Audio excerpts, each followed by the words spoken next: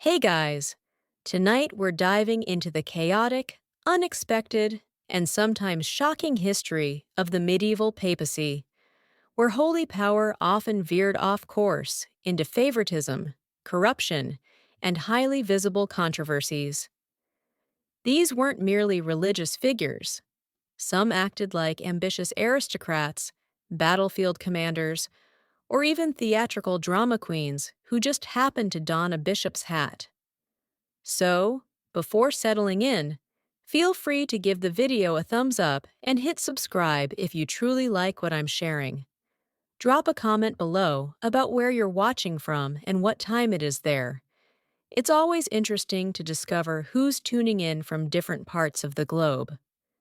Now, lower the lights, perhaps switch on a fan for that gentle ambient noise, and let's settle into this exploration together. When folks picture the papacy, they typically envision a dignified figure in white robes gently waving from a balcony, maybe sharing blessings, peace, and a couple of strong words on ethics. What they don't imagine is a young aristocrat squandering church money on bets, or a pope with so many foes that he needed a moat around his residence. But that's the Middle Ages for you, where the papal seat wasn't simply a symbol of sanctity. It was the hottest contested power position in Europe, right behind whatever royal throne was being battled over in France at the moment. In principle, the Pope served as Christ's representative, the spiritual guide for all believers, a person devoted to devotion, modesty, and altruism. In reality, the papacy frequently operated like a prestigious political award, handed around among eager clans, much like an ornate hot potato, one that included troops, territories, and sufficient wealth to launch a modest realm, or at least spark a scandal or two. The chair of St. Peter wasn't merely holy, it was tactical. The person occupying it could anoint emperors, banish monarchs, and declare which faction in a conflict supposedly had divine favor. That's immense responsibility for any individual. It's also a huge lure, particularly if that individual gained the role through payoffs, remote relatives, and a particularly eager bishop. Popes weren't always scholars of divinity or holy men. Many were offspring of nobility lacking battlefield skills, conveniently steered toward the clergy as a fallback profession. Consider this. You're not skilled with a blade, Benedict, but you excel in Latin. How about overseeing all of Western Christianity? Once in authority, certain popes governed like kings, launching conflicts, gathering levies, and in some instances, behaving like Renaissance libertines with superior attire. The boundaries between religious influence and political maneuvering grew fuzzier with each passing century. By the 10th and 11th centuries, papal selections featured enough scheming to make a Netflix series seem tame. This is the era we're entering, not one of serene contemplation, but of drive, deceit, and the rare courtroom proceeding against a dead body. To be frank, naming an 18-year-old as the ultimate leader of the Catholic Church wasn't likely the wisest choice. Yet in 955, Rome did precisely that when Octavian, offspring of an influential Roman noble, ascended as Pope John XII, a title he chose, probably to appear more ecclesiastical and less like a kid who still required assistance with his footwear. He wasn't selected for his devotion or profound religious wisdom. He was picked because his kin wielded enough sway in Rome to turn the Vatican into what resembled a family-operated enterprise. Once in the position, the youthful John handled the papacy not as a sacred duty, but as a kind of private entertainment venue with access to the wealth reserves. His actions soon built him a notoriety that was less spiritual leader of Christendom and more spoiled Roman elite with excessive authority.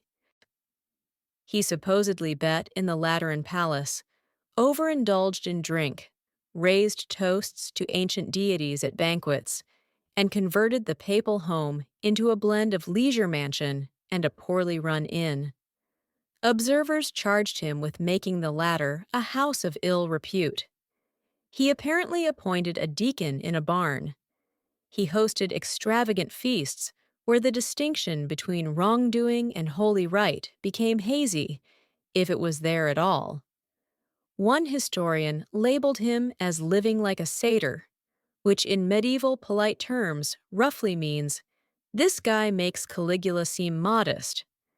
Even worse, John had no reservations about blending governance with private grudges. He once ordered a man's eyes removed. Another individual's tongue was reportedly severed. Then he assembled an army, lost it, pleaded with the German Emperor Otto Frank for aid, and betrayed him as soon as he looked away. It all concluded appropriately in disgrace. In 964, Pope John XII supposedly succumbed to a stroke while in bed with a wedded woman. Some claim he was divinely punished for his transgressions. Others suggest the woman's spouse might have delivered the blow. If Pope John XI's role involved thoroughly and frequently disgracing the Church, then he certainly excelled. His conduct wasn't merely dubious by ecclesiastical norms, it was dubious by Roman pub norms. And that's noteworthy. Let's begin with the betting.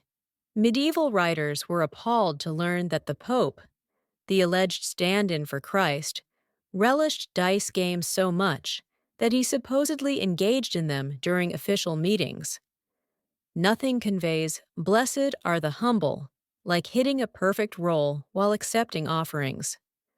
John was accused of calling upon pagan deities during bets, which from a religious perspective is somewhere between highly troublesome and grounds for Old Testament-style retribution. But John wasn't done. Accounts indicate he maintained a changing roster of lovers, some married, some nuns, and at least one who was probably just delivering provisions, and departed with second thoughts and prayer beads. The Lateran Palace, formerly a hub of religious scholarship, turned into something akin to a Roman single man's lair with colorful glass panes. Even his handling of the Church's most revered customs seemed like mockery. He was said to bestow blessings with his left hand, which in medieval iconography was essentially the holy version of a rude gesture. He traded church properties for benefits, appointed a deacon in a horse stall, and supposedly saluted Satan at a boozy banquet. To be honest, it's uncertain if this was a true doctrinal mistake or simply terrible social manners. The Roman elites were outraged. The German Emperor Otto III was even more incensed, particularly after John pledged allegiance to him and then promptly schemed against him. In the end, Otto advanced on Rome and removed the young pope, appointing a successor who was at minimum not intoxicated. But John returned like a medieval melodrama antagonist, reclaiming the papal seat via a mix of bribes, intimidations, and classic disorder. If you figured one controversial pope was sufficient, reconsider. Enter Pope Benedict IX, a figure so divisive he didn't merely hold one papal tenure. He held three. Not from piety, not even by widespread support. No, Benedict resurfaced repeatedly, like a troublesome property owner reclaiming the rental. He initially became pope in 1032 at around age 20, though estimates differ, which, to clarify, is still much too youthful to head a worldwide faith, especially when your pastimes involve debauchery, payoffs, and exercising church power like a youngster with a fire starter. Benedict's initial rule was rife with murmurs of vice so severe that historians started exhausting alternatives for shameful. One even noted that his actions were feasting on the sins of the flesh, which is medieval code for, "Please somebody halt this individual." Charges spanned from selling church offices and coercion to the delightful detail that he introduced wild beasts into the papal residence. Whether that was figurative or actual is ambiguous, which somehow worsens it. In time, even his supporters were aghast. In 1044, a rebellion compelled Benedict to leave, but he came back, naturally, because what's a minor uprising among allies? He retook the seat and then, in a plot twist even Machiavelli might deem over the top, sold the papacy to his godfather. Yes, he actually sold it for gold and a cozy retirement. His godfather, fittingly titled Pope Gregory VI, assumed control. The Church, understandably, freaked out. So now there were two active popes, both somewhat valid. And Benedict, always the opportunist, reconsidered. He returned. In what became his third papal stint, Benedict stormed back into Rome in 1047 and reasserted his authority. His return was less about faith and more about property. He sought dominance once more. At this stage, the Church was so exhausted it almost groaned in Latin. Eventually, Emperor Henry III stepped in and appointed Pope Clement II, and Benedict was definitively removed, excommunicated, exiled, and nearly erased from memory. Well, almost erased, because Benedict stays the only person in history to vend the papacy like a second-hand wagon. And in doing so, he demonstrated that occasionally the most outrageous transgression isn't desire or avarice, but handling the supreme sacred position like a seasonal gig. If you believed medieval popes confined their theatrics to politics and authority, let's now venture into the domain of amorous involvements, envy, and familial discord. The segment of papal chronicles that feels more like a discarded outline from a soap opera, Vatican style. Let's circle back to Benedict IX, who at this juncture in the tale had already seized the papacy more times than most folks redeem coffee loyalty stamps. When he wasn't occupied with being ejected or reinstated, he was tumbling in and out of romance with such tumultuous fervor that even medieval scribes had trouble tracking it. Per one narrative, Benedict chose to sell the papacy to his godfather, not from regret or governmental strain, but because, and this is factual, he wished to wed. Evidently, there was a lady he admired, and he thought resigning as pope would win her over. A sentimental act indeed. A doctrinally appalling one, also indeed. It failed. The woman rejected his proposal, probably because her endowment didn't encompass eternal public disgrace or uncomfortable gatherings where your spouse was formerly pope. Benedict, embarrassed and still unattached, then attempted to reclaim the papacy, no longer for affection, but from pure ecclesiastical resentment. This wasn't a unique instance of love meddling with Rome. Pope Sergius III, earlier in the 10th century, supposedly maintained a prolonged liaison with Marozia, a potent Roman noblewoman. They might have produced a child together who later became Pope John XII. Yes, that's correct. We had a pope who was the offspring of a pope, a notion that religiously violates more principles than a medieval chef during Lent. The papacy in this period was so controlled by aristocratic lineages, marrying, clashing, and plotting for dominance, that scholars labeled it the pornocracy, literally, rule of the harlots. Severe, perhaps, but when kin alliances encompass cardinals, mistresses, and relatives all engaging in a game of musical chairs with sacred vows, it's tough to dispute. If you thought papal controversies were restricted to the living, permit me to present one of the oddest chapters in church annals, a moment so bizarre it resembles a Monty Python routine helmed by Dante. In 897, Pope Stephen VI had a grievance with his forerunner, Pope Formosus. The issue? Formosus was deceased and had been for almost a year. But that small fact didn't deter Stephen from initiating what historians term the Cadaver Synod, also known as the occasion. A pope literally tried another pope's corpse. Here's the sequence. Stephen ordered Formosus's decaying remains exhumed from its tomb, attired in complete papal attire, and positioned upright on a throne within the Lateran Basilica. And then, since medieval melodrama knows no limits, Stephen designated a deacon to serve as defense advocate for the body. Yes, someone had to advocate for a decaying skeleton while maintaining composure. The accusations, unlawfully rising to the papacy, breaching canon law, and basically being pope when someone else believed he shouldn't. Formosus, understandably silent throughout, was convicted. His papal robes were ripped away. 3 of his blessing fingers were severed, and his remains were cast into the Tiber River like a profoundly unhallowed timber. Astonishingly, not all viewed this as a sensible allocation of church assets. The event sparked broad indignation, even by 9th-century measures.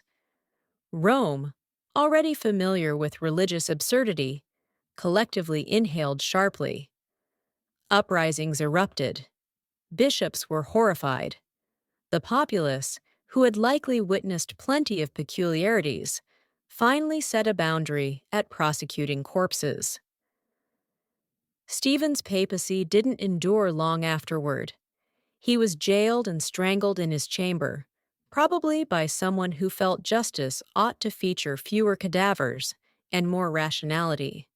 The Cadaver Synod stands as one of the most notorious episodes in papal history, not because it altered teachings, but because it's a cue that unchecked authority, unbridled resentment, and weak self-restraint can yield courtroom spectacles from which no one, not even the dead, can depart unscathed. After the Cadaver Synod, there was a broad agreement in Rome that matters had become somewhat overboard. You can stretch tolerance quite far. Nepotism, bribes, even the sporadic sacred conflict. But exhuming a rotting pope and sawing off his fingers? That was evidently where medieval culture drew the boundary. Pope Stephen VI, right after his post-trial body disposal, anticipated a claim. What he received instead was a papal form of the silent treatment. Bishops murmured. Cardinals averted their gazes. Roman residents grumbled over their drinks. The clergy, who had barely endured decades of dubious conduct, now had to justify why the papacy looked like a spooky marionette performance. Within months, Rome was in outright rebellion, not a courteous document-signing kind of dissent, but more the assault the Lateran palace with torches and pitchforks type. The sentiment was evident. We'll put up with much from a pope, but we'd prefer our deceased to remain interred. Thank you kindly. Stephen was swiftly ousted. Formally, he was detained for political motives, which is medieval lingo for, everyone's mortified, and you must leave immediately. He was imprisoned, and soon after, strangled by unidentified assailants, though, truthfully, there were likely multiple eager participants. His successor, Pope Romanus, did what most fresh leaders do following a catastrophic predecessor, undid nearly all of it. He invalidated the Cadaver Synod, attempted to retrieve Formosus's remains from the Tiber. They eventually located him and reinterred the unfortunate man with full honors, presumably this time with safeguards. Still, the harm was inflicted. The synod had exposed just how much papal politics had strayed from spirituality into the territory of spiteful theatrics. Devout Christians, even the more trusting ones, had to wonder, is the individual overseeing our salvation mentally steady enough not to berate corpses? By the early 14th century, the papacy was fully withdrawing from Rome, not for a religious retreat or building overhaul, but because the French monarchy essentially abducted the Pope, courteously of course. In 1309, Pope Clement V relocated the papal court from tumultuous, riot-prone Rome to the far calmer, wine-rich town of Avignon, comfortably situated in southern France. Thus commenced the era known as the Avignon Papacy, or as Rome might have phrased it, that period our Pope abandoned us for 70 years. Officially, the relocation was for security. Rome, they claimed, was too perilous, which it certainly was. Homicide, factional strife, and typical Renaissance urban turmoil were widespread.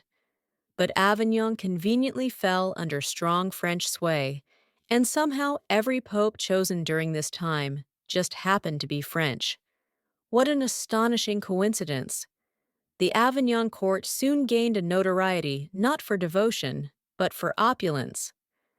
The papal palace resembled Versailles more than the Vatican. Feasts, silks, wall hangings, personal cooks, and whole wine storerooms that could outlast a monastery.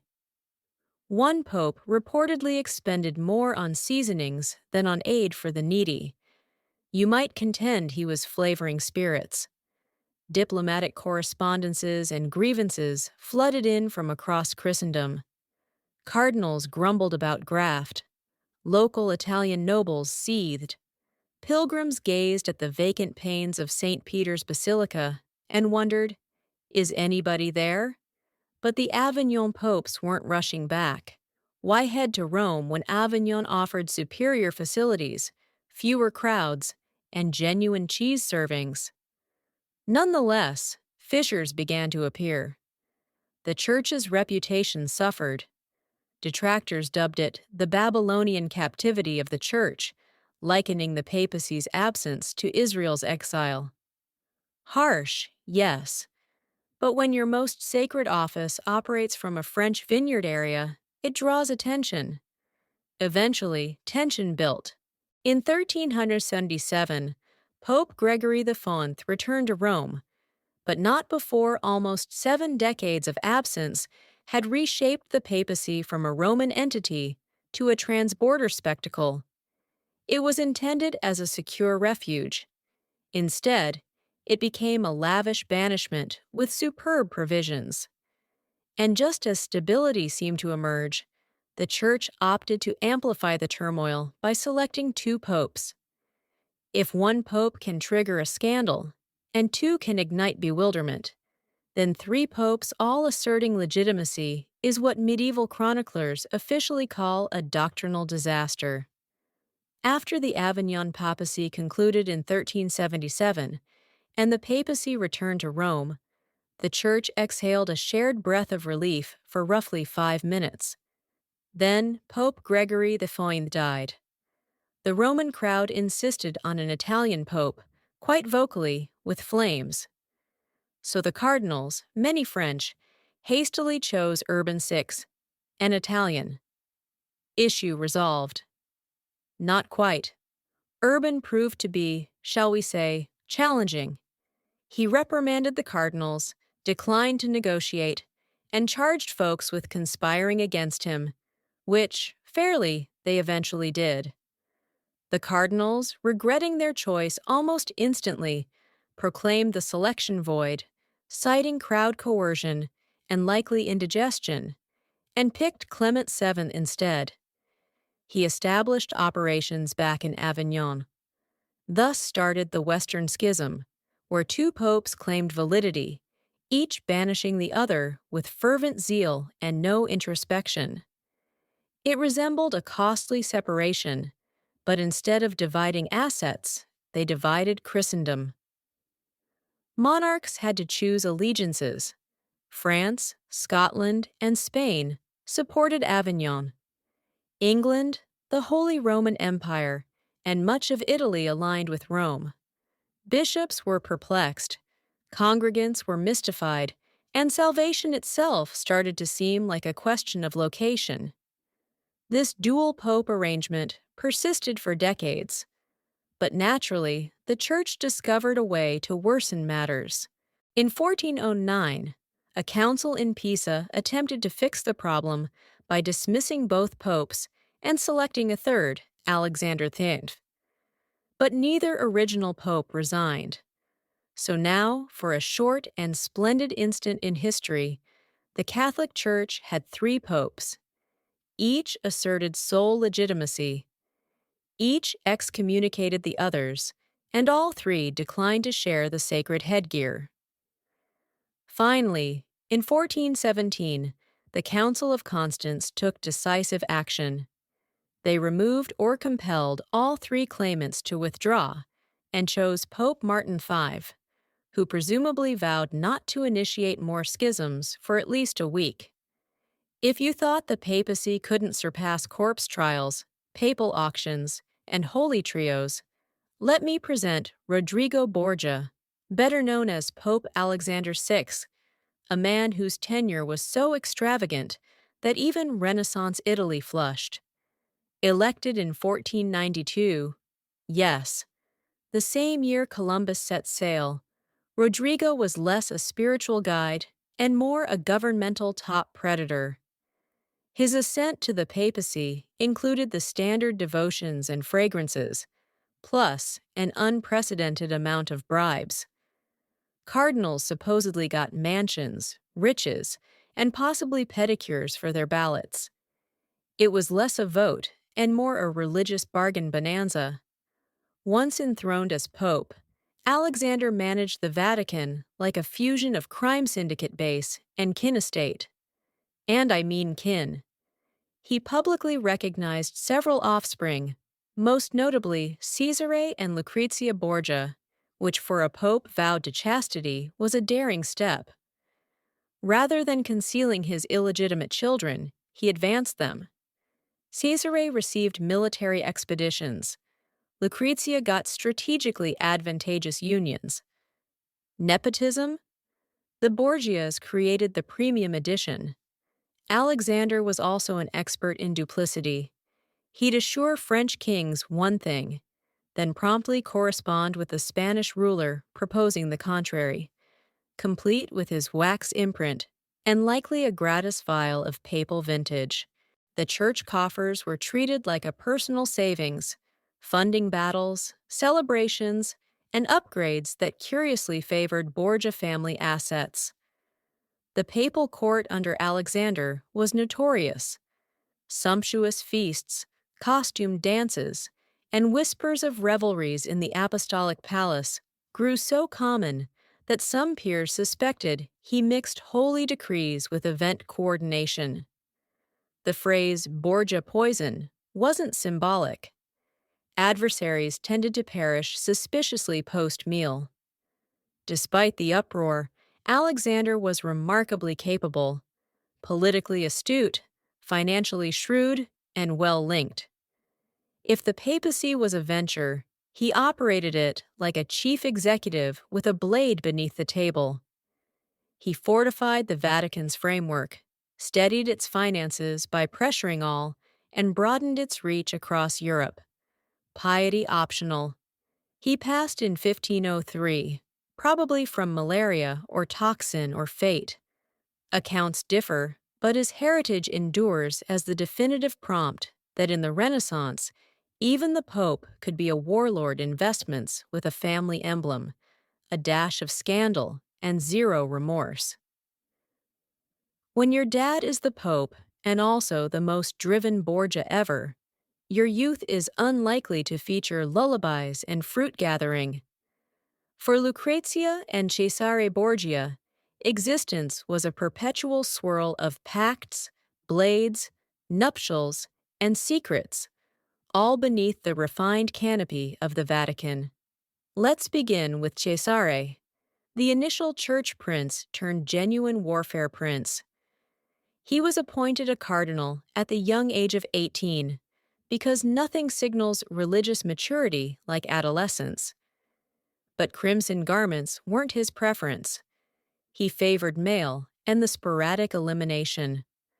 When his sibling Giovanni died under enigmatic conditions, all eyes turned to Cesare, including the popes, who didn't appear excessively distressed. Soon after, Cesare handily stepped down from the cardinal role, which wasn't typically done, and shifted professions from cleric to hired warrior chief. Picture holy figure to assassin in under 30 days. Backed by church funds and supported by his father, Cesare carved through central Italy, seizing towns and dispatching competitors like a papal take on Grand Theft Auto, Renaissance version. Now Lucrezia. History has been both harsh and muddled about her. Depending on the account, she was either a savvy political piece or a plotting poisoner with a dramatic touch. The reality is probably midway. She wed 3 times, not for love, but because her dad required coalitions. One marriage was annulled, one spouse mysteriously slain, Cesare again, perhaps. And the third endured long enough for Lucrezia to become Duchess of Ferrara and a genuine art supporter. Rumors circulated: incest, toxin jewelry, hidden paramours under Vatican hatches. Historians now think much of this was political defamation.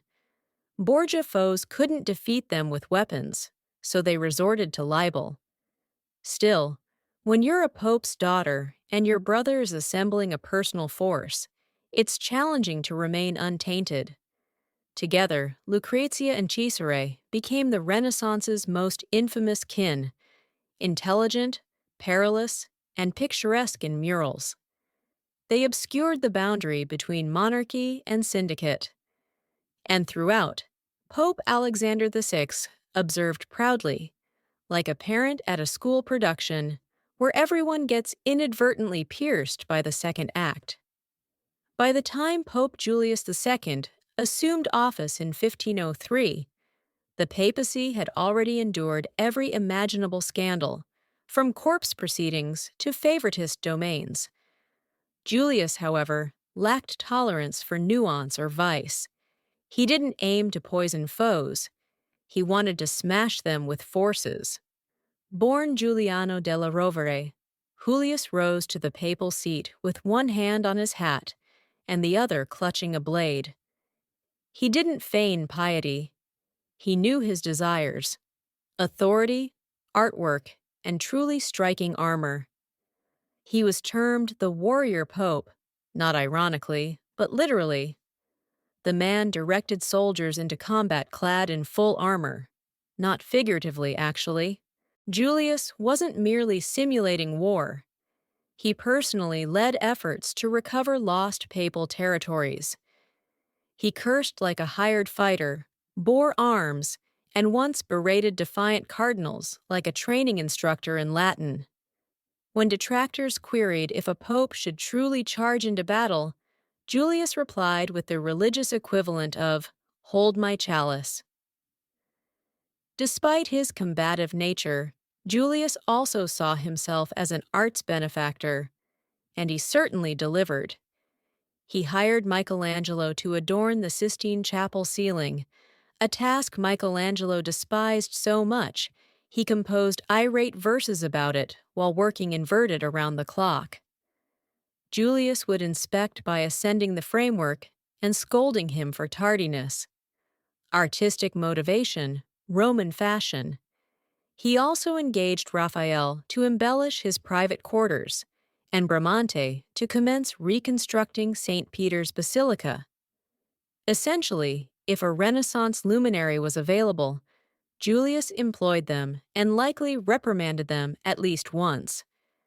His papacy was fierce, costly, and noisy, like a Renaissance blockbuster funded by the Vatican. But ultimately, Julius bequeathed a reformed and enlarged church state, a revitalized Rome, and some of humanity's most emblematic art. He died in 1513, not in combat, somewhat surprisingly, but probably from natural ailments, which given his existence might have been his most underwhelming choice.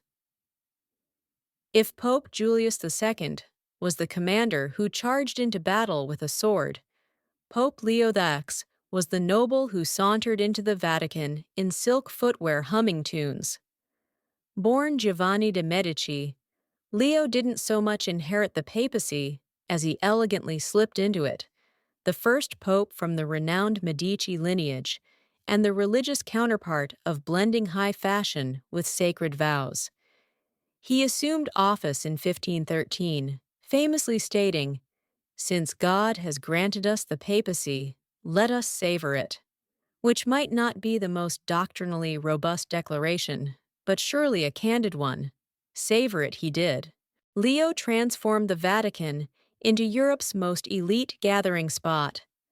Feasts, stage shows, unusual animals, and ample Renaissance furnishings to insolvent a small duchy.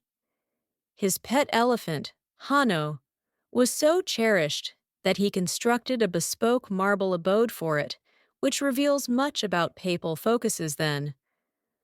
Alleviating poverty? Perhaps later.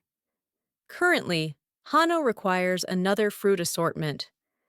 But Leo's excesses, both literal and metaphorical, extended beyond rare creatures. Confronting a vast deficit in the Vatican's finances, courtesy of Julius, Leo sanctioned an aggressive revenue scheme, the extensive vending of indulgences. These were formal church papers that, for the appropriate fee, vowed to shorten purgatory time. Transgress now, settle later. It succeeded splendidly. Folks queued to purchase spiritual bargains like a soul-saving discount event. But not all were impressed.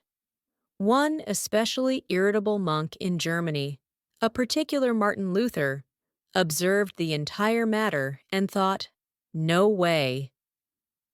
Luther's renowned 95 Theses, affixed to a church entrance in 1517, directly contested Leo's indulgence practices, accusing the Pope of vending absolution like a marketplace. Leo's reply was unhurried. He labeled Luther a tipsy German who'd rethink when clear-headed. Spoiler, he didn't. Leo excommunicated Luther in 1521, but by then the Protestant Reformation had started, and the Church's dominance over salvation was eroding through its ornate digits. Leo died that same year, reportedly from pneumonia, though some murmured it was from excessive eel consumption. Appropriate, really, for a pope whose rule was extravagant in every conceivable way. For over a millennium, much of the Western world believed the human body was ruled by four enigmatic fluids: blood, yellow bile, black bile, and phlegm. This concept, known as the humor theory, formed the basis of ancient and medieval medicine. First suggested by Hippocrates in the 5th century BCE, and later elaborated by Galen in the Roman Empire, the theory asserted that health was a fragile equilibrium among these four substances. Illness meant one of your humors had gone astray, each humor connected to a season, temperament, organ, and even personality type. Blood was warm and moist, tied to spring and a cheerful, sociable nature. Yellow bile was hot and dry, linked to summer and ire. Black bile was cold and dry, associated with autumn and melancholy. Phlegm was cold and wet, connected to winter and a lethargic, serene disposition. So if someone felt overly tearful, ancient healers wouldn't suggest counseling. They'd recommend dietary adjustments, or perhaps a laxative to expel the surplus black bile. Maybe the most infamous remedy inspired by humor theory was bloodletting.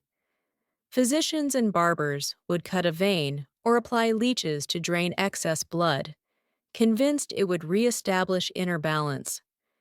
This method grew so prevalent that some patients perished not from disease, but from excessive intervention. George Washington's death in 1799 is often partly blamed on vigorous bloodletting rooted in these same notions. Despite its clear shortcomings, humorism wasn't completely absurd. It was an initial effort to forge a methodical comprehension of the body. It recognized that varied symptoms could arise from inner disharmonies rather than otherworldly hexes. It encouraged detailed patient observation, what they consumed, how they rested, the hue of their urine or saliva. In certain respects, it marked the start of clinical logic, though encased in erroneous biology, and it was tenacious. Humor theory persisted into the Renaissance, impacting medicine, psychology, and even art. Remedies varied from plant-based cures and eating plans to inducing vomiting and enemas, all aimed at realigning the humors. If ancient doctors were unsure of your ailment, their initial response was often chillingly straightforward. Let the blood flow. Bloodletting became the default remedy for ailments from fevers to headaches, nightmares to heartaches. Grounded in humor theory, it was thought that most diseases stemmed from surplus blood, a humor linked to warmth, vitality, and bodily and spiritual imbalances. The fix? Incise a vein and allow some of that troublesome vital fluid to escape. The practice spanned various civilizations. In ancient Greece, Hippocrates advised it prudently, while Galen elevated it to an artistry, contending that blood should be extracted from particular veins based on the ailment's site. Left temple ache? Open the right arm? Swollen liver? Target the inner thigh. Accuracy in folly, but accuracy all the same. In medieval Europe, matters intensified. Healers employed detailed schedules called bleeding charts to pinpoint optimal bleeding times according to lunar phases and zodiac positions. Monks and barbers frequently performed the bleeding, thus the traditional red and white barber pole representing blood and wrappings. Yes, your local barber once moonlighted as a surgeon. Bloodletting didn't always involve slicing a vein. Sometimes leeches were employed. These slippery critters could consume several times their weight in blood and were viewed as a milder, tidier alternative. They were so favored that Europe faced a medical leech scarcity in the 19th century. Folks stockpiled them like treasure. Did it succeed? Occasionally by chance. Lowering blood volume can reduce pressure, which might have aided in uncommon instances like high temperatures or specific cardiac issues. But more frequently, it debilitated the patient, heightened infection risk, and hastened demise. George Washington famously had almost half his blood drained during his last sickness. He didn't recuperate. Yet, despite its perils, bloodletting continued into the 19th century. Why?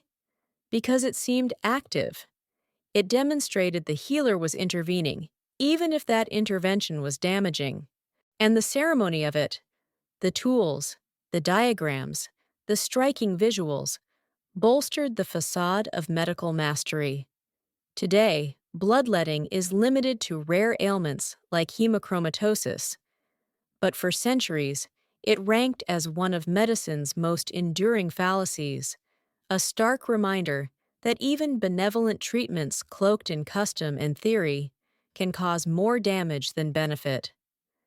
Before germs were even a faint notion, ancient societies had their own rationale for illness, miasma, or foul air. For thousands of years, people thought sickness arose not from bacteria or viruses, but from unseen toxic fumes emanating from decaying material, marshes, unburied bodies, or even unethical conduct.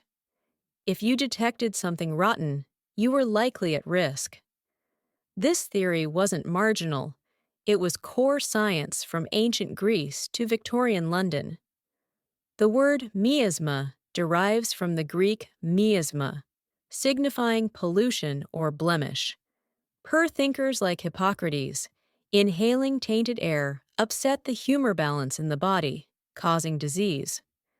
In Rome, impoverished districts were regarded as physically and morally impure, and public health authorities sought to fight illness by enhancing airflow and managing scents.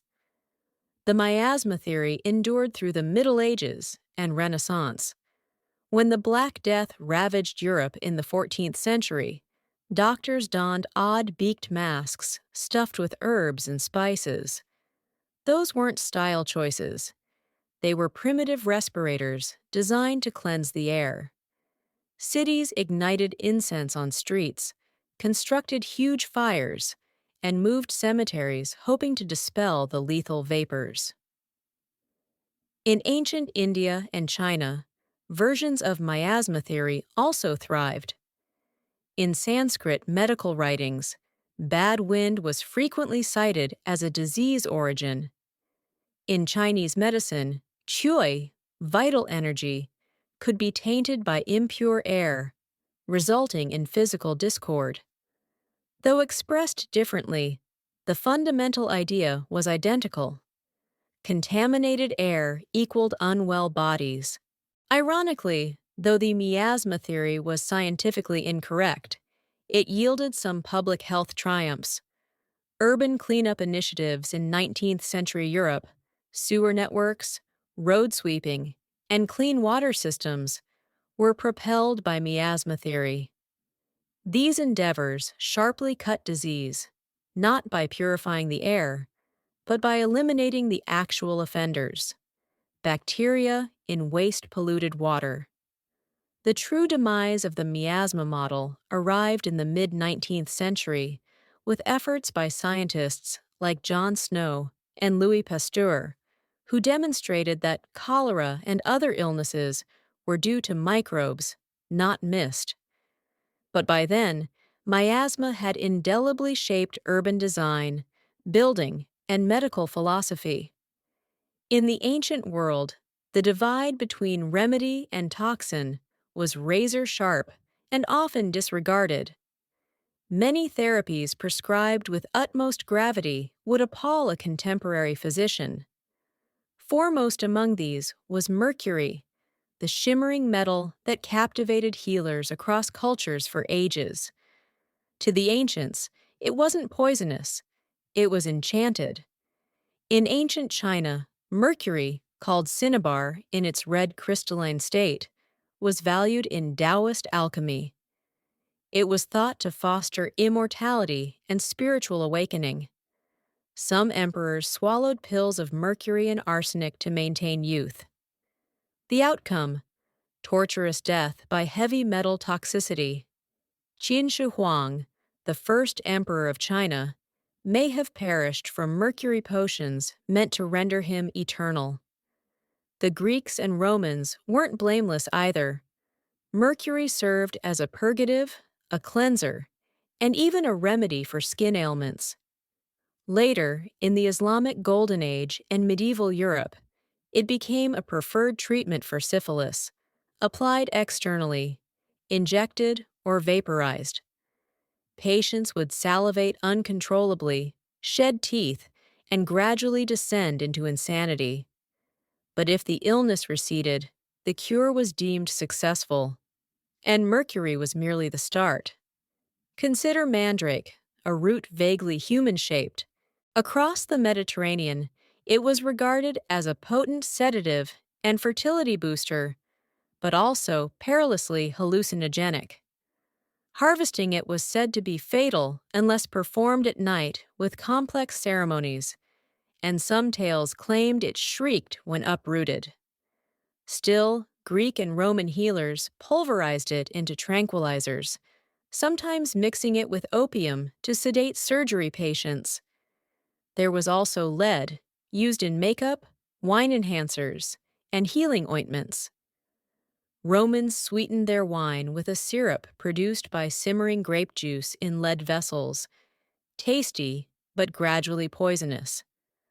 Prolonged exposure caused everything from barrenness to lunacy, but few linked it. Even crocodile dung was acceptable, employed in Egyptian birth control mixtures. That's right, insert, cross fingers, and praise the deities. Why did these hazardous remedies endure? Because when medicine relies on symbolism, legend, and experimentation, anything goes. If something had a potent odor, a striking impact, or an odd form, it was apt to be considered mighty. And occasionally, by pure luck, it functioned. The ancient apothecary was a trove of marvels and terrors. And while many of its cures were deadly, they also mirror something profoundly human: the readiness to attempt anything amid suffering, even ingesting poison seeking relief. When you consider ancient Egyptian medicine, one iconic image prevails: the mummy. But while embalming was mainly a rite of faith and demise, it also discloses a surprising amount about how Egyptians comprehended the human body and where they deviated, sometimes wildly, from anything we'd term science today. The Egyptians were fixated on conservation. They believed that for eternal life, the body must stay whole. This prompted one of history's most detailed embalming processes: extracting inner organs, desiccating the body with natron salts, and wrapping it carefully in linen.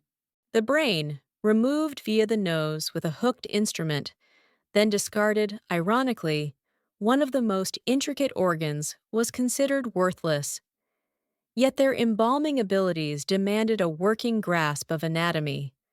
They knew how to identify and remove the liver, lungs, stomach, and intestines. They grasped the positioning of muscles, bones, and vessels. In many ways, embalmers were ancient Egypt's nearest equivalent to surgeons, practitioners who learned by disassembling the body. That said, their comprehension of function trailed far behind their knowledge of structure. They thought the heart was the hub of cognition, recollection, and feeling, hence why it was preserved in place or separately. The brain? Mere stuffing. They believed ailments stemmed from obstructions in bodily pathways, often due to malevolent spirits or impure food. Remedies encompassed herbal treatments, invocations, and incantations, medicine and mysticism entwined. Embalming also shaped Egyptian medical practice in another curious manner. Mummified remnants became components. In Greco-Roman eras, powdered mummy, called mumia, was marketed as medicine. People thought ingesting it could remedy anything from aches to internal hemorrhaging. It didn't. It just meant consuming preserved human remains blended with resin and cloth. Despite the mystical context, Egypt also possessed medical documents like the Ebers Papyrus, cataloging hundreds of cures for injuries, digestive problems, and reproductive matters. Some were remarkably effective, involving honey, a natural antibacterial, moldy bread, hello, penicillin forerunner, and castor oil. Others featured crocodile dung, talismans, or deity appeals. In the medieval Islamic world, one individual stood at the intersection of legend and medicine: Avicenna, also known as Ibn Sina. Born in 980 CE in present-day Uzbekistan, Avicenna became a monumental presence in both philosophy and science. His most lasting creation, the Canon of Medicine, was a vast medical compendium that ruled Islamic and European medicine for centuries. Avicenna inherited the heritage of Greek intellectuals like Hippocrates and Galen, but he didn't merely replicate their concepts. He refined, contested, and systematized them into a more unified framework. The canon was organized like a comprehensive manual: definitions of ailments, anatomy, pharmacology, diagnostics, and therapies. It covered everything from kidney stones to depression to rabies. But even Avicenna, brilliant as he was, remained bound to humor theory.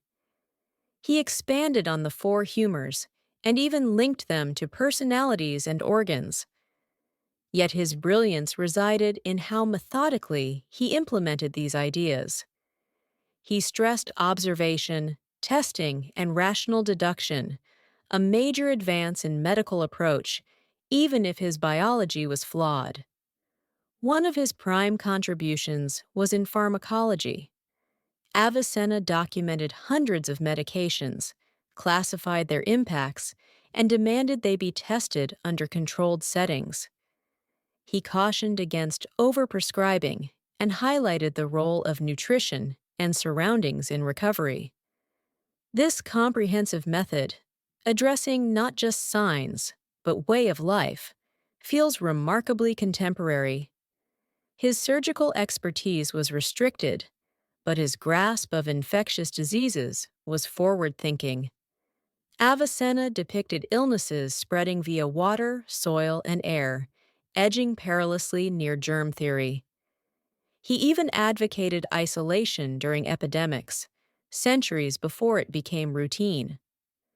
In Europe, the canon of medicine was rendered into Latin in the 12th century and served as a university manual until the 1600s. It was esteemed not only for its material, but for its lucidity. To European healers navigating mysticism and folklore, Avicenna's volume was like medical doctrine. Of course, he wasn't flawless. He still endorsed astrology, temperaments, and Gold's medical use. But in an era where bleeding, chanting, and conjecture were standard, Avicenna provided something invaluable: structure, reason, and a methodical way to glean from patients. In essence, he didn't dispel the myths, but he guided medicine from obscurity onto a route of analytical thought. For that, Ibn Sina secured his spot among medical titans. If Hippocrates was medicine's father, Galen was its enduring sovereign. Born in 129 CE in the Roman Empire, Galen became the ancient world's most influential medical thinker, so influential that his mistakes molded Western medicine well into the Renaissance. Galen was ingenious, yes, but he was also spectacularly erroneous in ways that plagued medical progress for over a millennium. Galen adhered to the four humors, but elevated the theory to dramatic new levels. He maintained that each organ had a chief humor, that ailments arose from humoral disharmonies, and that restoring balance needed exact interventions like bloodletting, purging, or dietary tweaks. His anatomical texts were treated as scripture. But here's the catch: he never dissected a human corpse. Roman regulations prohibited it. So Galen depended on animal dissections, mainly apes and swine. The outcome: a torrent of incorrect presumptions. He thought the liver generated blood, which then moved to the body via unseen openings in the heart. He believed the brain chilled the blood like a cooler, and that the heart didn't pump blood, it merely took it in and dispersed it. These weren't minor errors. They became core principles for 1,400 years. Despite this, Galen wasn't merely a dogmatic adherent. He championed empirical scrutiny, performed trials, and applied logical inference in assessments. He was a prolific author, generating hundreds of works blending medicine, philosophy, and anatomy. His output was so extensive and authoritative that subsequent scholars hesitated to contest him. To do so was nearly sacrilege. In the Islamic realm, Galen's writings were converted to Arabic and later Latin, becoming standard in medieval European academies. But with veneration came inertia. For centuries, medical learners were taught to verify Galen, not interrogate him. Dissecting a human body and spotting discrepancies. The body must be faulty, not Galen. It wasn't until the Renaissance and individuals like Andreas Vesalius that Galen's anatomical mistakes were finally refuted via direct human dissection when blood was found to circulate, not merely ooze. Medicine was at last freed from his hold. Galen's heritage is paradoxical, a brilliant intellect whose commitment to logic and observation motivated generations, yet whose errors postponed vital medical advances for ages. Ultimately, he reminds us that knowledge must always be probed, even from a prodigy with a blade. In the West, ancient medicine leaned heavily on bodily fluids and bloodletting. But in the East, especially ancient China, medicine followed a wholly different path, one based on unseen energy, flowing streams of life force, and precisely positioned needles. Enter acupuncture, a practice over 2,000 years old and still employed today despite its enigmatic and sometimes misconstrued roots. At acupuncture's core is the notion of qi, pronounced qi, the life force or energy flowing through the body along invisible pathways called meridians. Illness, per ancient Chinese conviction, happens when qi is obstructed, unbalanced, or diminished. The remedy: restore proper flow. And that's where acupuncture enters. By inserting slender needles at specific body points, practitioners seek to redirect and balance qi, clearing the body's inner bottlenecks. The earliest mentions of acupuncture appear in texts like the Huangdi Neijing, the Yellow Emperor's Inner Canon, composed around the 2nd century BCE. This foundational text described meridians, acupuncture sites, and how various organs aligned with elements like fire, earth, and water. It wasn't grounded in anatomy as we understand it. There were no blood vessels or nerves in these meridians. Instead, it was a framework rooted in equilibrium, harmony, and nature's observation. Despite the mystical phrasing, acupuncture did yield noticeable effects. It could alleviate pain, promote calm, and sometimes enhance recovery, likely from the body's endorphin release and nervous system reactions. In ancient times, these outcomes were seen as proof that qi was restored. Acupuncture wasn't solitary. It was part of a broader structure of traditional Chinese medicine, TCM, which included herbal cures, dietary oversight, cupping, and moxibustion, burning herbs near the skin. The objective was always identical: restore inner balance and align the body with nature.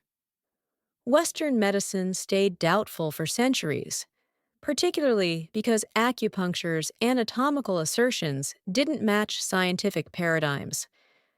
But in the modern age, research has shown that while meridians may not exist physically, acupuncture can affect the nervous system, ease chronic pain, and even assist with nausea or migraines. It's not sorcery, it's biology reinterpreted. For all the strange ceremonies, hazardous materials, and outright mythical theories that formed ancient medicine, not everything was guesswork.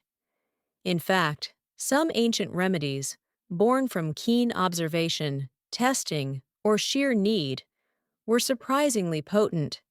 And in some cases, modern science has come full circle to affirm they were onto something. Let's start with honey. Used in ancient Egypt, Greece, and China as a wound covering, honey was valued for its sweetness and antibacterial traits. Today, we know honey has enzymes producing hydrogen peroxide, making it effective against certain bacteria. It also maintains wound moisture and creates a protective layer. Modern medicine now uses medical-grade honey for burns and ulcers, proving not all viscous cures are folklore. Ancient Indian healers, especially those practicing Ayurveda, advocated turmeric for inflammation and digestion. Modern studies confirm that curcumin, turmeric's active component, has anti-inflammatory and antioxidant properties. It doesn't heal everything as once asserted, but it's not mere spice rack quackery either. The Ebers Papyrus, one of the oldest Egyptian medical texts, included treatments for constipation, parasites, and even depression. Some formulas involved castor oil, garlic, and willow bark, the last containing salicin, a precursor to aspirin. That's right. Long before Bayer marketed tiny white tablets, ancient Egyptians chewed nature's analgesic. In China, herbalists used ma huang, ephedra, for asthma and congestion. Its active ingredient, ephedrine, was later extracted and used in modern decongestants and stimulants until banned in many nations for abuse.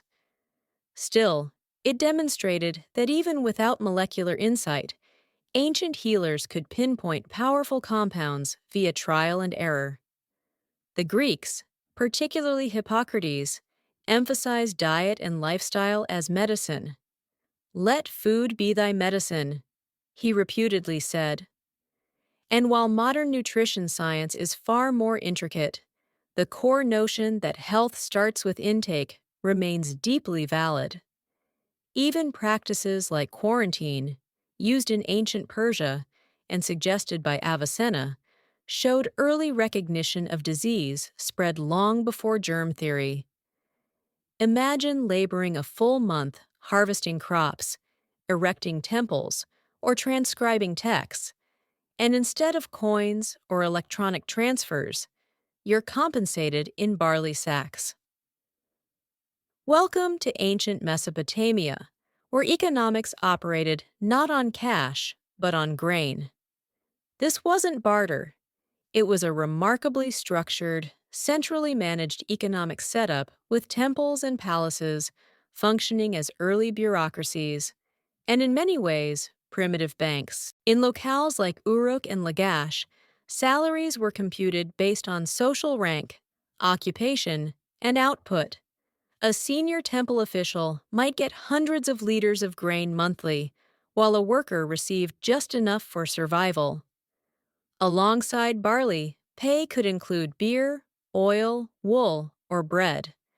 These weren't arbitrary selections. They were staples with steady value and ongoing need. View them as Mesopotamia's gold standard for everyday life. But how did they track all this grain circulating?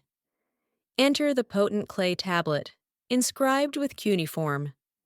These early ledgers listed laborers' names, duties, allotments, and even tax payments. Scribes, basically the era's accountants, used uniform measures and symbols. One tablet might state, 2 workers, 5 days, 3 liters of barley per day. Multiplied across thousands of workers, you can grasp the coordination scale required. Temples weren't solely worship sites, they were economic powerhouses.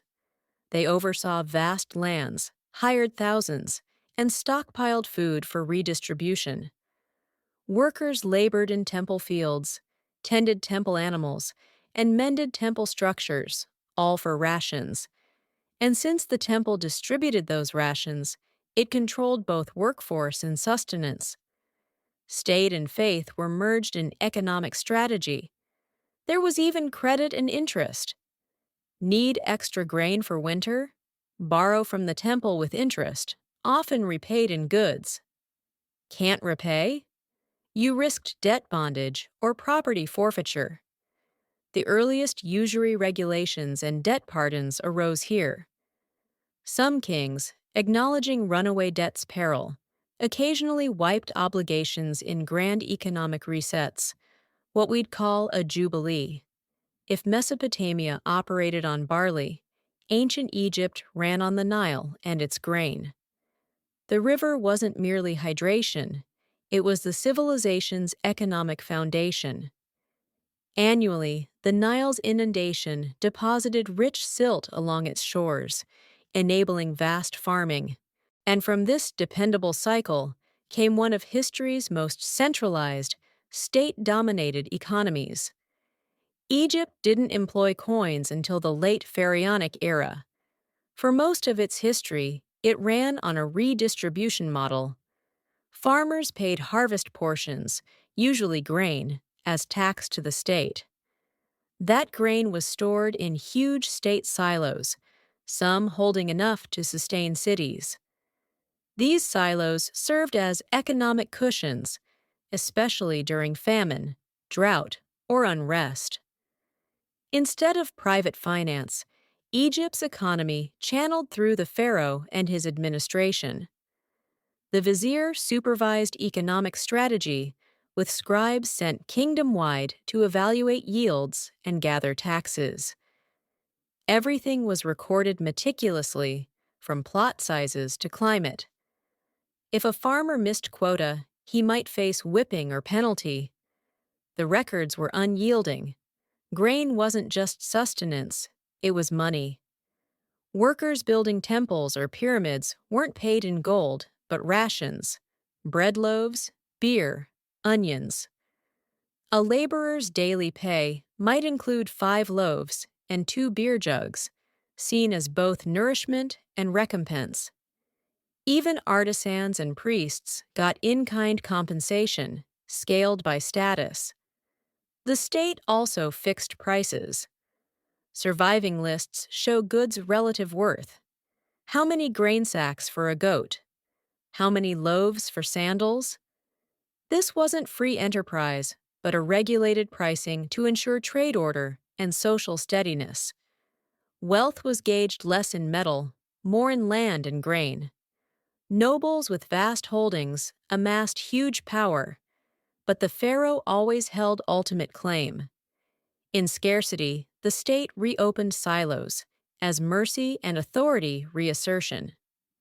Unlike Egypt or Mesopotamia, the Greeks introduced something forever reshaping economics: coins. Real stamped metal currency for daily deals in lively markets. This wasn't mere tech advance, it was mental. It built value trust, backed not by grain or deities, but a collective worth notion stamped into silver and bronze. The earliest Greek coins appeared around the 7th century BCE in Lydia, but mainland Greek city-states like Athens, Corinth, and Aegina developed monetary systems. Athens minted the famed owl tetradrachms from pure silver mined at Laurion in Attica. These coins weren't just tender, they were promotion. The owl, denoting wisdom and Athena, reminded users of the coin's origin and guarantor. Coins enabled swift trade and taxation. Instead of transporting grain or stock, merchants paid dues or troops with coin handfuls. Crucially, coins standardized value, vital in Pan-Hellenic networks where diverse economies needed commerce. A recognizable stamped coin became a trust credential. But Greek economics wasn't solely shiny coins and bazaars. Wealth disparity was chronic. In many city-states, including Athens, land concentrated among few, while indebted farmers struggled. That's why reformers like Solon canceled debts and banned debt slavery, moves not just compassionate, but vital for stability. There were early price control and rationing trials. In war or famine, some polis capped bread costs or limited grain exports. The state intervened when markets grew harsh. And government wasn't alone in strategic economics. Temples were key players. Sites like Delphi or Delos functioned as finance hubs, holding funds, lending, issuing receipts. Faith and economy intertwined, with more marble. Greek philosophy shaped economic ideas too. Plato and Aristotle discussed usury dangers, profit ethics, and ideal self-sufficiency commerce balance. For them, economics wasn't mere arithmetic, it was morality. In Greece, the coin emerged, but so did the debate. How to handle wealth, power, fairness in a world where money moves quicker than grain? As Rome ascended, the ancient economy entered imperial scale. The Roman Republic and Empire managed vast lands from Britain to Egypt. With expansion came huge challenge, funding the apparatus, keeping legions advancing, aqueducts running, emperors secure. At Rome's economic core was taxation. Unlike prior societies paying in grain or goods, Rome heavily used coinage, especially post-silver denarius standardization. Citizens paid coin taxes, provinces tribute, often in metals or bulk items. Conquered? You paid for defeat. Tax gathering wasn't always orderly. Rome often farmed taxes. Wealthy publicani paid state upfront for regional collection rights. Excess was profit. Predictably, this bred abuse and extortion, especially distant provinces with weak oversight. Cicero decried corrupt tax farmers. The empire maintained massive military payroll. Soldiers got coins and land, loyalty incentive. State minted millions annually, sourcing Spanish silver, Dacian gold. But sustaining was costly. Revenue dips led emperors to debase currency, diluting silver to extend supply. Effective short-term, but caused inflation, distrust. Rome's economy wasn't all taxes and war. Vibrant markets in cities traded luxuries. Chinese silk, Indian pepper, Egyptian glass. Trade aided by Roman roads, ports, safe Mediterranean, Mare Nostrum. State grain dole in Rome fed thousands subsidized, keeping poor nourished, quiet. Wealth inequality stark. Elite senators owned vast latifundia worked by slaves. Small farmers debt-crushed, absorbed. Mobility limited, prosperity upward. Rome displayed monetized, centralized economy, but revealed flaws. Inflation, exploitation, taxing gap. Familiar, some issues timeless. As the Roman Empire advanced into the 3rd and 4th centuries CE, its economy faltered, then fractured. Trade strained, military expenses swelled, confidence in imperial currency crumbled. Late Roman economics cautions what occurs when governments fix financial crises by altering money. The early silver denarius, once commerce bedrock, steadily devalued. Desperately paying troops and officials, emperors debased coinage, mixing silver with cheaper metals like copper, lead. Valuable coin became token. Trust eroded, prices climbed, inflation reality. By Emperor Diocletian's late 3rd century, inflation spiraled. Bread once 1 coin, now 100. In response, Diocletian issued the Edict on Maximum Prices in 301 CE. This vast decree fixed prices on wheat to labor to lion meat, even max wages. Violation, death. Decisive, but failed spectacularly. Sellers withheld at mandated prices. Black market boomed. Enforcement impossible. Edict became irrelevant. Monument to command economics failing supply-demand. To steady chaos, Diocletian and Constantine reformed money. Diocletian issued Argentius. Constantine solidus, gold coin enduring centuries stably.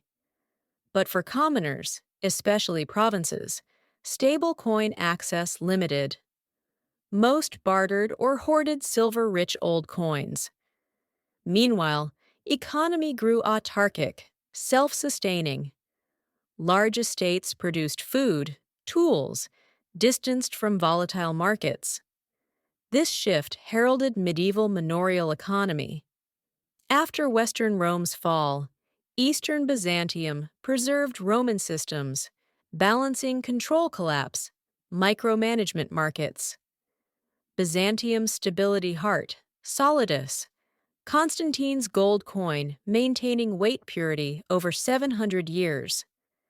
Known as Byzant in West, solidus became era's trusted international currency, accepted Baghdad to Venice to China. In debased currency world, Byzantium's gold pure, reputation invaluable. But economy wasn't laissez-faire. Opposite, state interventionist. Set prices for Constantinople staples: bread, wine, oil. Inherited Roman annona ensured Egyptian grain shipments fed capital stably, market volatility free. Political necessity, bread shortage or spikes sparked riots. Constantinople folk outspoken in discontent. Empire had sophisticated bureaucracy, tax officials, grain inspectors, urban controllers. Farmers paid produce cash taxes, soldiers bureaucrats gold, ensuring loyalty liquidity. But economy stratified. Wealth in landowning families with tax exemptions. Result: shrinking tax base, burden on smallholders peasants. Emperors like Basil II curbed aristocratic perks for treasury. Less disciplined granted lands exemptions freely, long-term destabilizing. Trade thrived, especially luxuries, silks, spices, icons. State-controlled production sales. Guilds regulated tightly, silk state monopoly. Empire feared losing control meant losing wealth diplomacy. While Mediterranean calculated denarii hoarded solidity, ancient China developed humanity's most sophisticated enduring economic systems. Centered agriculture, rice, millet. China innovated. Standardized coinage, bureaucratic taxation, world's first paper money. Early dynasties like Joseon tied land ownership to tax duties. Farmers paid grain labor to state lords. Han unification expanded state control over trade, resources, money. Taxes streamlined. Land, harvest share, labor, public project days, tribute, kind cash. System supported vast bureaucracy, officials exam chosen, meritocratic ahead time.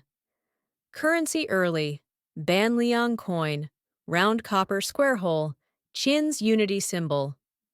Later, Tangsong refined, bronze iron coins strung for large buys. Innovation beyond metal. Song dynasty trade boom. Merchants found coins burdensome, invented paper money, jiuzi. Private then state-issued. By 11th century, government paper circulated, 1,000 years pre-Europe. State gripped salt iron tea, monopolizing production prices. Trade local international, Silk Road to Persia Rome, maritime to Africa. Despite innovations, China-prone inflation imbalance. Yuan overproduction, devalued currency, bred distrust.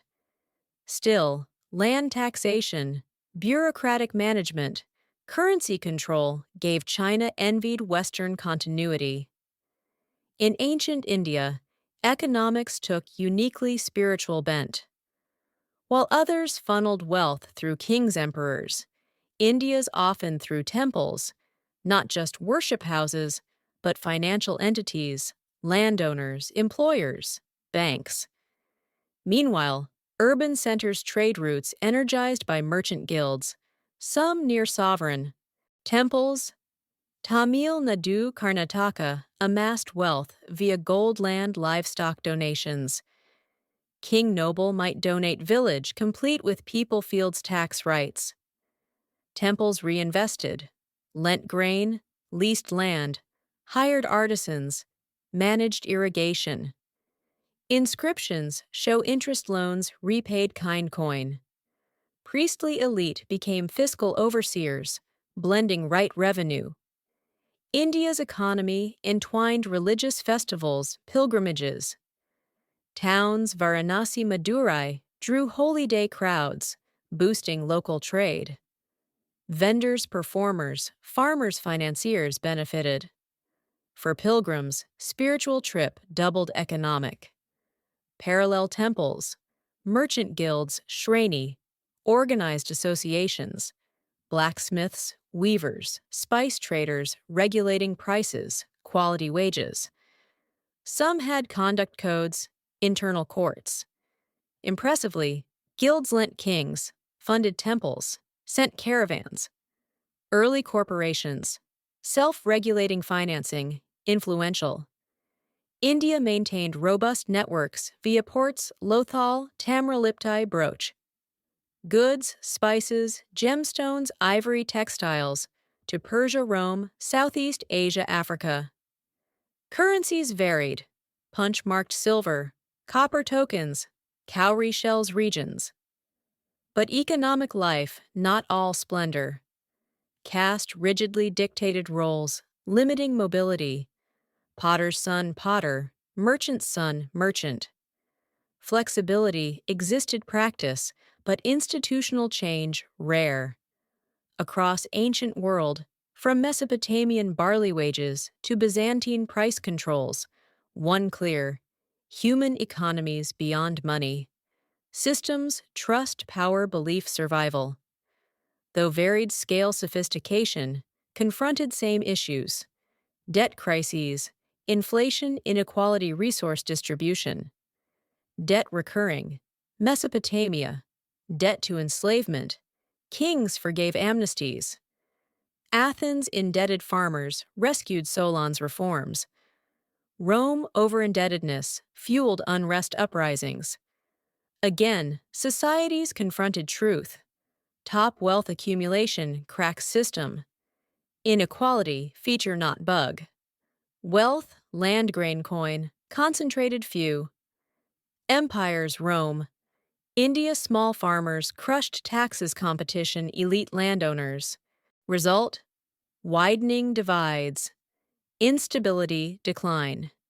Familiar? Inflation universal plague. Rome's 3rd century collapse mirrors modern money printing fears. Byzantines held with solidus.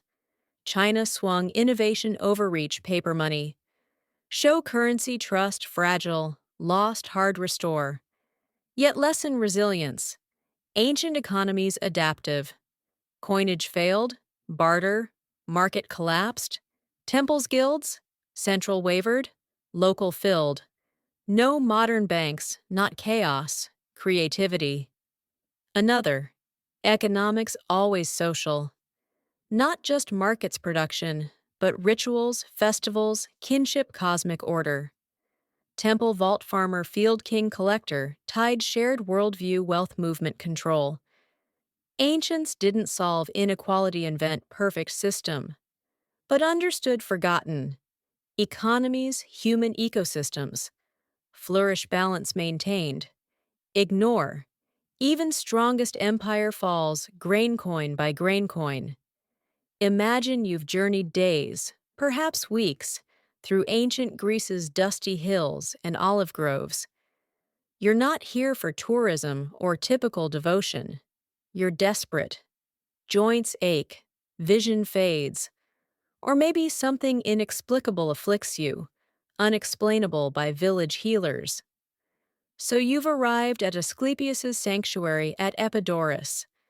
Not hospital clinic, but divine healing complex in Peloponnese hills where medicine miracles converge.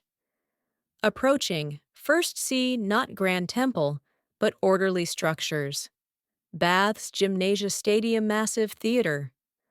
Wonder, really healing place. But cross sacred boundary, normal rules cease. Air scents, burnt offerings, medicinal herbs. Pilgrims murmur prayers. Sacred dogs roam. And everywhere, snakes. Non-venomous, but unsettling. Asclepius's sacred creatures, believed carry healing. Priest therapeutes greets, starts ritual purification. Wash sacred waters. Fast. Offer coin fruit clay afflicted body part replica. Then to Abaton, dormitory for miracle. Sleep tonight, hoping divine dream. Asclepius visit. Touch staff, whisper cures, send signs. No anesthesia scalpels. Just faith, ceremony, belief, dreams, divine messages. For ancient Greeks, healing not mere physical. Spiritual, psychological, symbolic. Epidaurus ultimate for cure transformation. Leave unchanged? No. For many, last hope. For others, where medicine met meaning, sickness found beyond science. Before Epidaurus premier healing, myth. Divine behind sanctuary, Asclepius. Understand sanctuary, understand God. Asclepius healed, revered, feared. Legend. Asclepius Apollo's son, music prophecy medicine god, and mortal Coronis. Story unhappy start. Pregnant Coronis unfaithful. Enraged Apollo killed her, but saved unborn from pyre. Child Asclepius, divine delivered, fire fate bathed. From birth destined healing. Apollo entrusted centaur Chiron, taught surgery, herbology, anatomy, dream interpretation, incantations.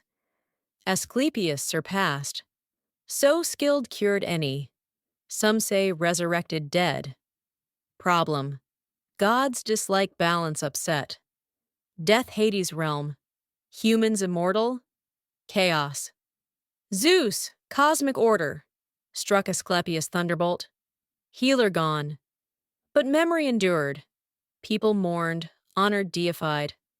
Asclepius mortal mythic doctor to God. Worshipped hope, not fear. Emblem. Staff single snake. Medicine symbol today. Sanctuaries Greece. Famously Epidaurus. Gathered seek blessing.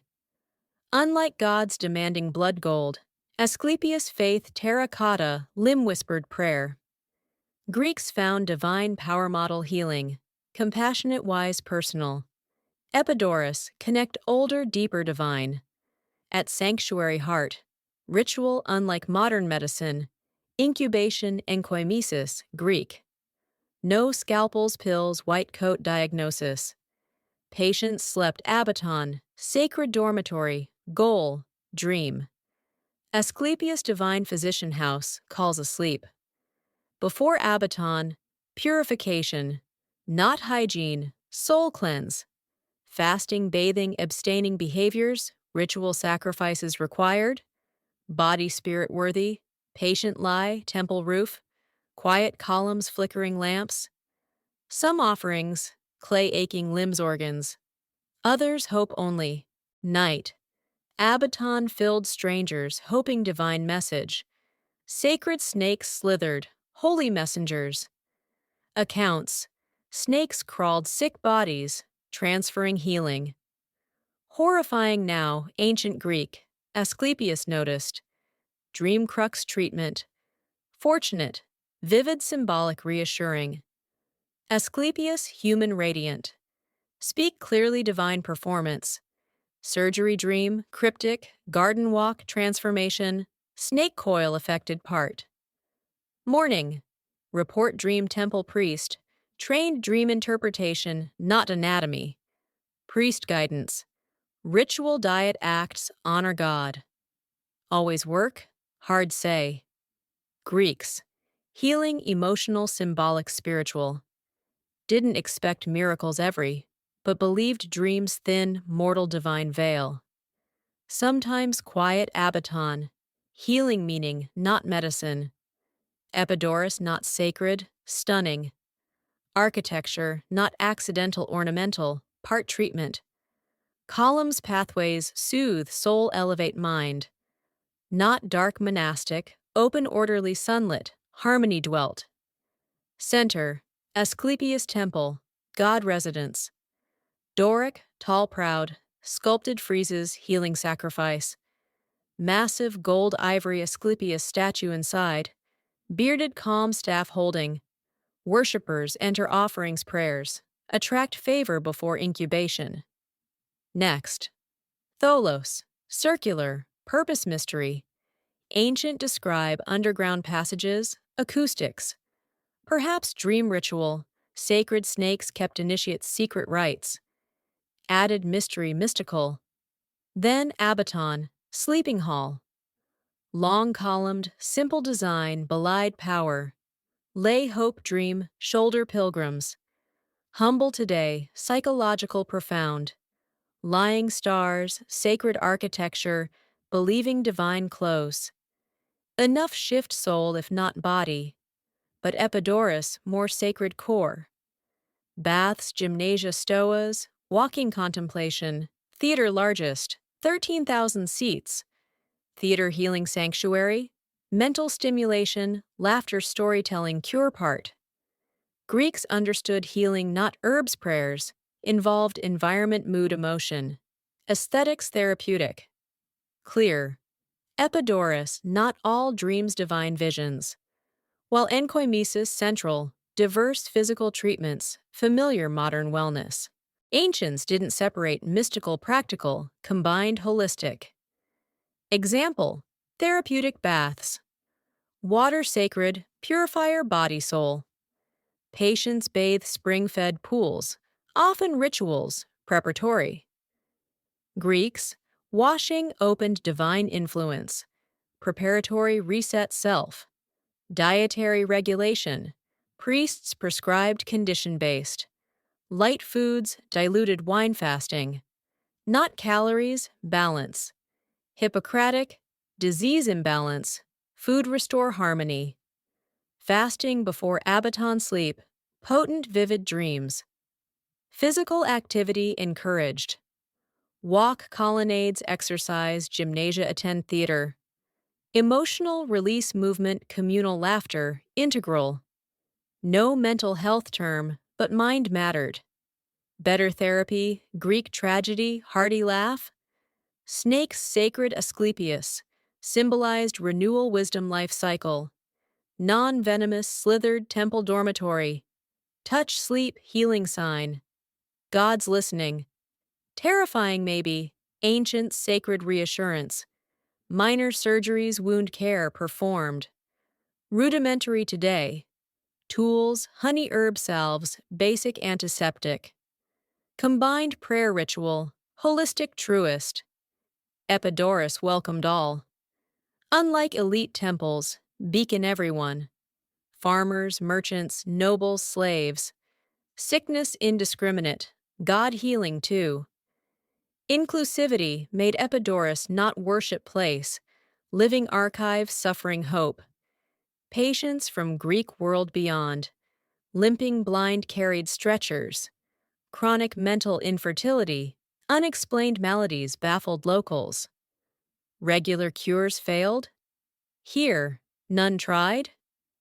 Anyway, not just sick, families' pilgrimage. Brought ill children, accompanied elderly, last relief chance. Sanctuary bustling human stories, mosaic. Each divine reply, longing. No people not archaeology alone, inscriptions left.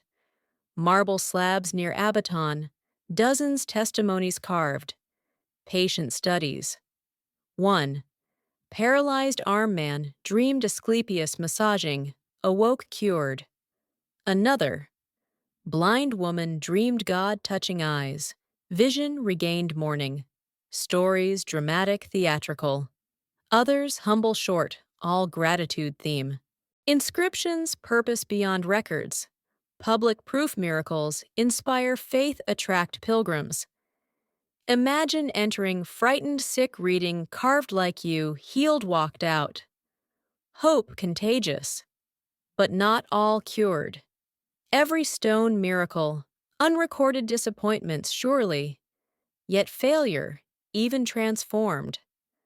Perhaps community ritual beauty place, simply seen, not lost cause, worthy divine attention.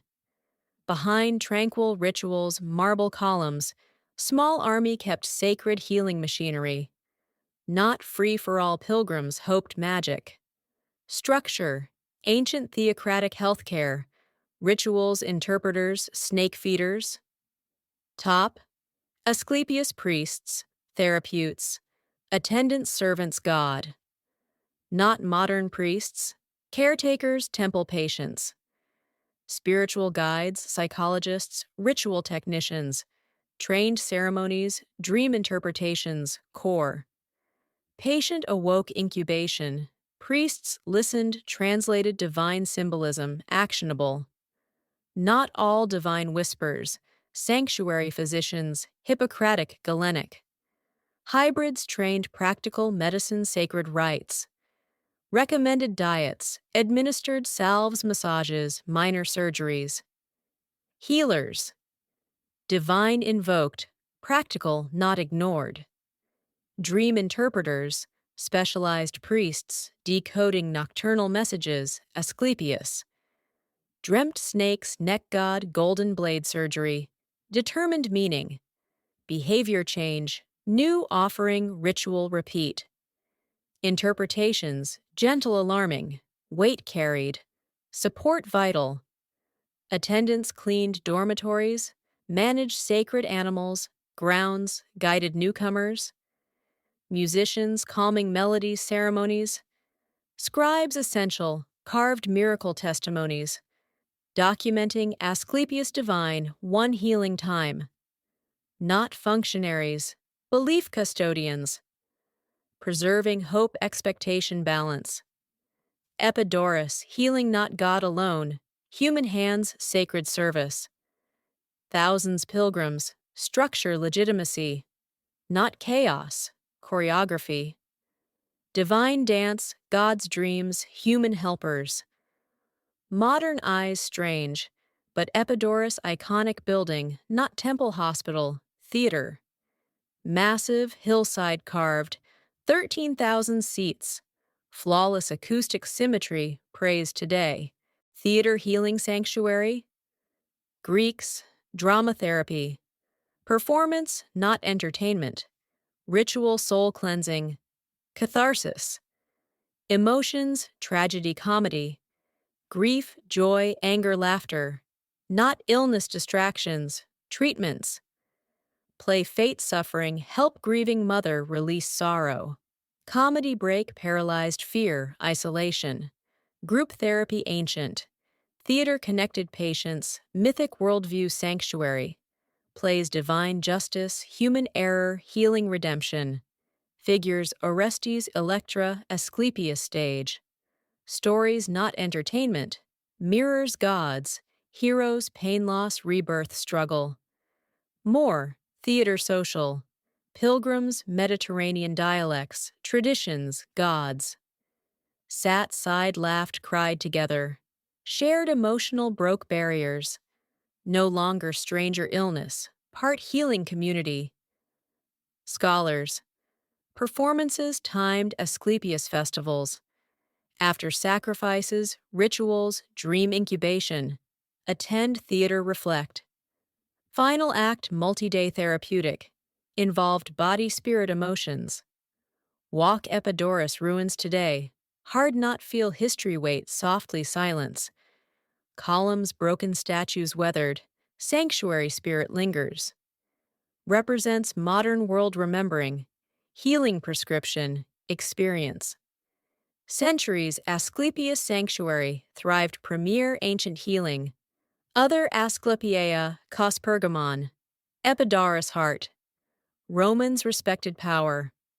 Active till Christianity. Pagan temples closed, repurposed. Sacred snakes vanished. Dream halls quiet. Asclepius god to myth. but legacy endures. Staff single serpent, global medicine emblem. Holistic treatment, mind-body-spirit, echoes modern wellness psychology palliative. Epidaurus anticipated, belief recovery role, environment importance, human connection healing, teaches ritual power, fasting bathing prayers, storytelling, structure suffering meaning, not random, narrative part, many pilgrims transformative. Even today, patients better when seen heard guided journey, not symptom clipboard. Epidaurus reminds human need believe, God's science dreams data. People seek story sense illness health, not superstition, survival. So ruins, not admiration ancient architecture. Question, healing sacred again? Hospitals meaning not treatment? Medicine past wisdom? Epidaurus not cure bodies, restored hope. Sometimes greatest miracle all,